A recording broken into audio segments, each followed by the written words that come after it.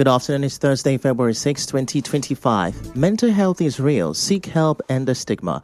On the news this afternoon. Drivers Association clarifies only state unified ticket. Urban drivers stickers required. FCT Minister Nyesom Wike asked Nigerians to be patient with President Tinubu. Kidnapped Anambra lawmaker found dead near Niger Bridge. On the foreign scene, Palestinian President Abbas, others reject U.S. President's Gaza relocation plan. I'm Ifechuku Moila with the news. Now, the President, Urban Drivers Welfare Association, Rivers State, Lekia Isaac, has clarified that commercial drivers in the state are only required to buy the unified ticket issued by the state government and the urban driver's sticker. His comment follows complaints from some drivers over harassment by the task force overseeing the purchase of a 200 Naira Obia local government sticker. Mr. Isaac spoke on Nigerian FM's Morning Crossfire.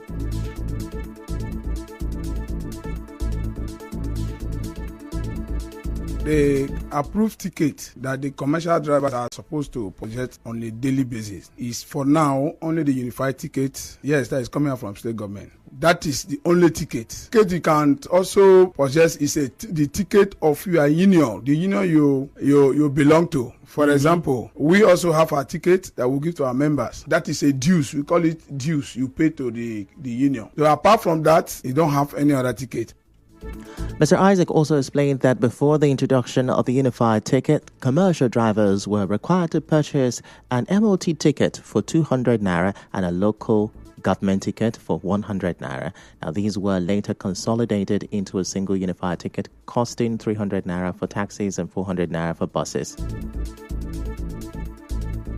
Before the unified ticket, what we have was MOT ticket. And MOT as at that time was 200, while a local government ticket was 100 Naira. That is 300. Unified ticket, taxi is 300, while bus is 400.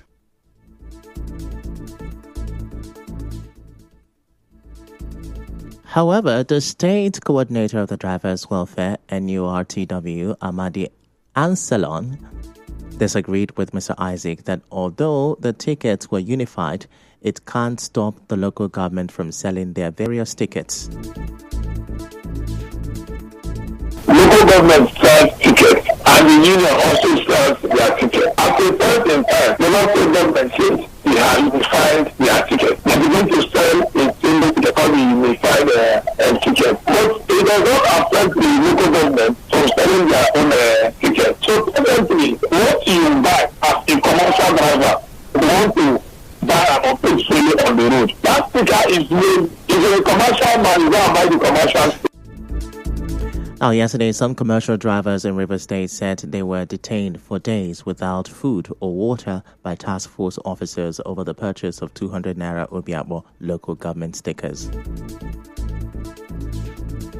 So I was arrested by illegal task force, Obiabo task force, with 12 my members. So they arrested me on Monday with a opened up police station, and they collected 130,000 in my hands. They dumped me there for 2 days, no food. The issue of loan payments, which the federal government has approved for all the institutions, which my school, being Ignatius Ajuru University of Education, is inclusive. I can tell you that this money has been paid to the school, but 50 or 60% of the students has not received theirs, and this is the money they are going to pay back to the government. Even those that have already received 10,000 have been deducted from the amount. When they were sending out the alerts, some students were getting 70,000, some 80,000, some 60,000. I got 80,600 instead of 120,500, which is in the net fund portal. As of last year, October, Ignatius Ajuru University of Education was approved, and up till now, we have not received any money. For those that have received, are now receiving 18,000, 12,000, 85,000, 97,000, and when we lodge complaint, they say we should not worry, they're going to complete it.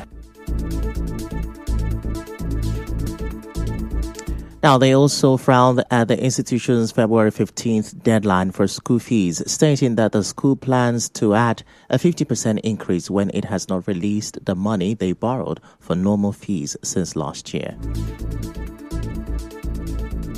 I see no reason why students will borrow money that they will pay back, and then someone is sitting on the money. My school, Ignatius Ajuri University of Education, has actually received the first, second, and third batch of this money, and up till now, students are anticipating payment. If there's a glitch, they should let us know. Students are tensed. The increment is more than the loan, and most of us were hoping in that money. Some of us told our parents that federal government is giving us loan, but now they are cutting the money and frustrating the students. So we are calling on the authorities in charge and also the NEF fund management to call the school to order. The school administration be questioned. Those that have not been paid, they should be paid, because I know too well that the federal government have actually approved this money to them. Please, government should look into this to ensure that the school administration is doing the right thing by disbursing this money to the students.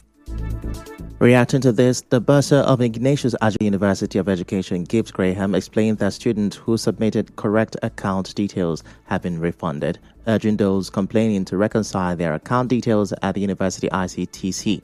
Mrs. Graham also mentioned that the university automatically subtracted the school fees from students whose loans received partial refunds.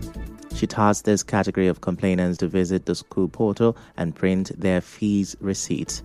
Also, an official of the university ICTC told our correspondent that the school payment system does not remit money to fintech banks, urging about 300 students who are yet to be paid to submit account details from commercial banks.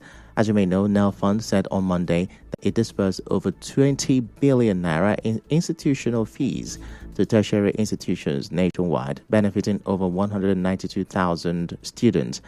Beyond tuition fees, Nelfund also provided over 12 billion naira in stipends to support students' upkeep. Moving on, the Labour Party councillorship candidate for Ward 8, Chinda Victor Kalabo, says the River State Election Tribunal has dismissed his petition challenging the outcome of the October 5th, 2024 local government elections. In a statement, Mr. Victor Kalabo said his petition was dismissed on the grounds that he did not bring voters' register to the tribunal, even when the same voters registered that the River State Independent Electoral Commission RISIEC allegedly denied of not having.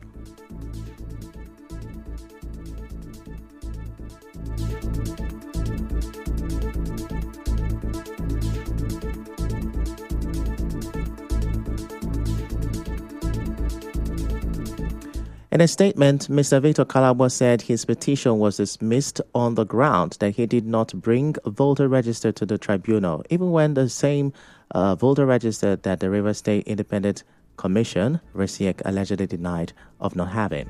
He alleged that election did not hold in the 26th polling unit in Ward 8, but the court affirmed the APP candidate as the winner of the election. He criticized the tribunal, saying it is not a place to seek redress. He also criticized RISIEC for not providing necessary election materials, attributing their unavailability to alleged political interference, including the office being locked down by former Governor Nyesom Wike and the Nigerian police. He vowed to appeal. Still to come, kidnapped Anambra lawmaker found dead near Niger Bridge. Stay with us.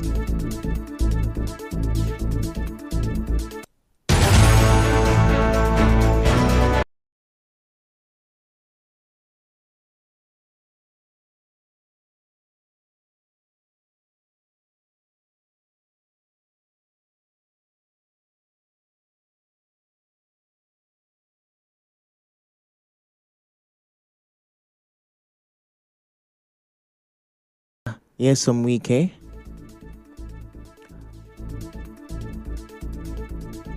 Former Governor of Rivers State and now FCT Minister Nyesom Wike has assured Nigerians of better days ahead under President Bola Tinubu's administration.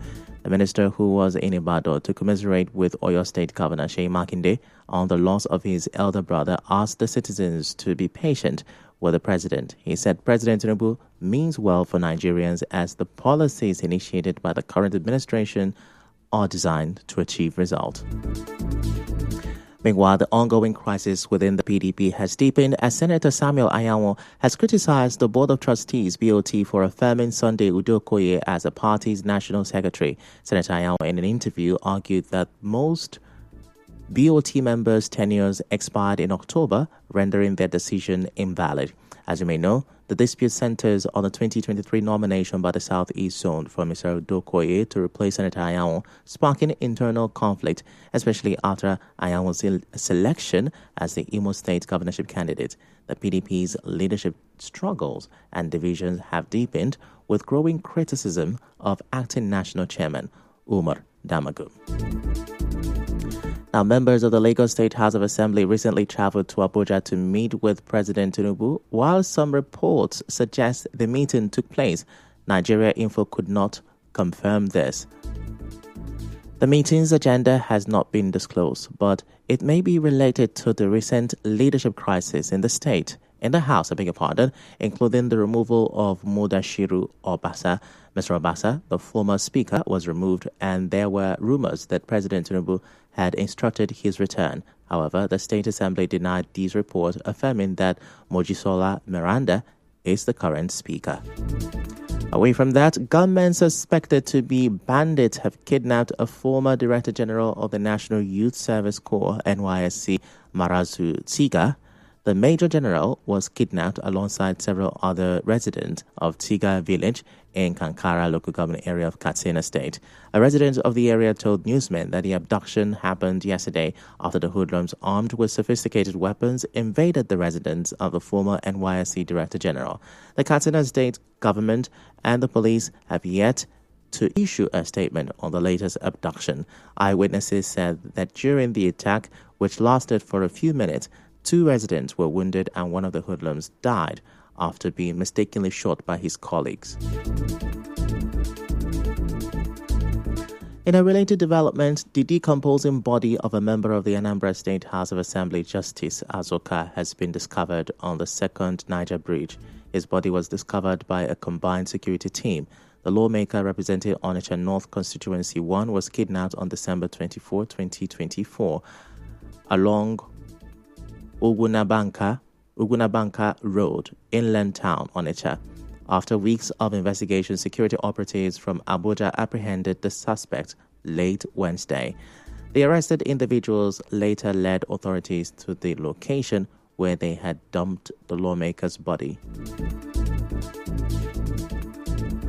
And now in business, Nigeria's crude oil production costs have risen to $40 per barrel, significantly higher than Saudi Arabia's $10 per barrel, making the country less competitive globally. The high cost, driven by outdated infrastructure and oil theft, limits investment and profitability. The Nigerian Upstream Petroleum Regulatory Commission, NUPRC, says it aims to reduce production costs to $20 per barrel through a 10-year plan, focusing on modernizing infrastructure and addressing oil theft. This strategy is intended to attract more investment, improve profit margins, and enhance Nigeria's competitiveness on the global stage. In entertainment, Big Brother Naija star Tolani Baj says that one of the best choices she ever made in life was relocating to Nigeria from the UK. Tolani, who contested in BB Naija Season 5, made this known on her X handle. She said the thought of moving back didn't make sense at the time, but that 6 years after, she is happy she did.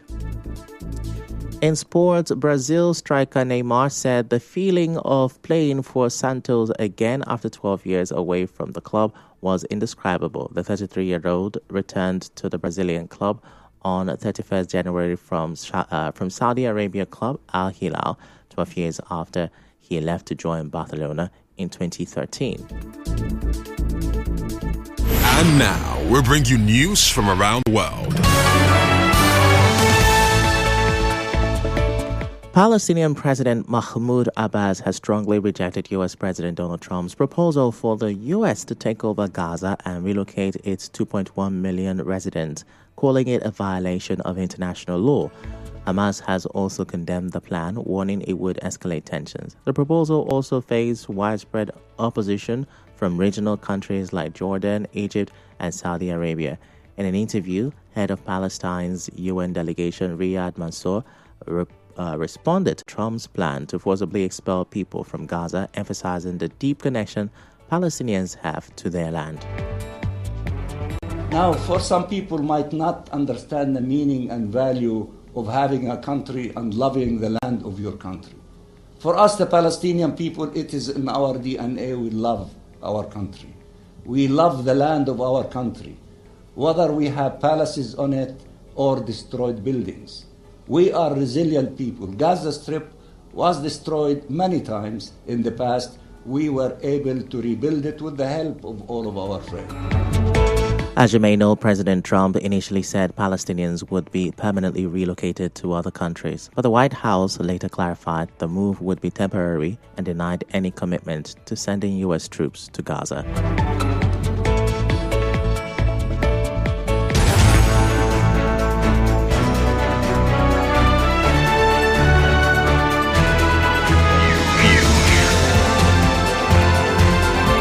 This is the news on 92.3 Nigeria Info.